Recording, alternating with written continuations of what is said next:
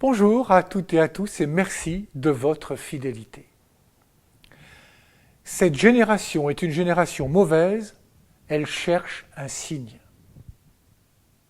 Par sa remarque, Jésus touche là où ça fait mal. Ne sommes-nous pas comme ces foules de l'Évangile qui attendent des signes? N'aimerions-nous pas avoir quelques signes concrets de l'existence de Dieu? Avoir davantage de signes qui prouveraient que Dieu est bien présent et agissant? Par sa remarque, Jésus nous invite à nous déplacer dans notre rapport à Dieu. Dieu n'est pas celui à qui on commande, il est plutôt celui que l'on écoute.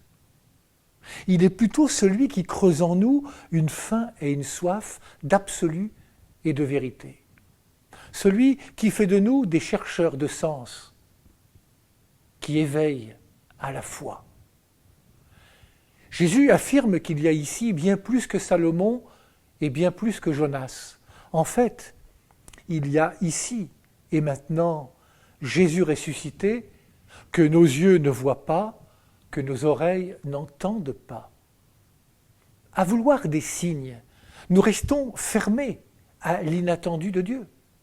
À vouloir des signes, nous regardons dans une direction et nous passons à côté de Dieu dont l'Esprit souffle où il veut, comme il veut.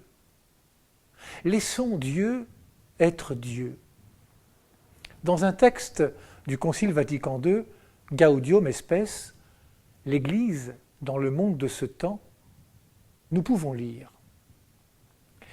L'Église a le devoir, à tout moment, de scruter les signes des temps et de les interpréter à la lumière de l'Évangile, de telle sorte qu'elle puisse répondre d'une manière adaptée à chaque génération, aux questions éternelles des hommes et des femmes sur le sens de la vie présente et future et sur leurs relations réciproques.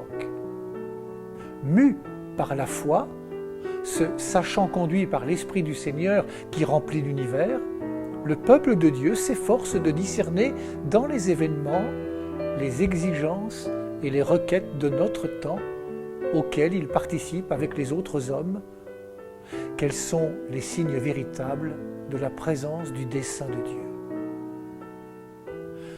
Vous voyez, c'est dans la foi que nous verrons, c'est dans la foi que nous entendrons. Alors, dans la foi et la confiance, suivons la personne de Jésus-Christ et comme pour les disciples d'Emmaüs, notre cœur s'ouvrira aux signes qu'il nous donne de l'amour infini et inconditionnel de son Père et de notre Père. Bonne journée à toutes et à tous et surtout, prenez bien soin de vous et des autres.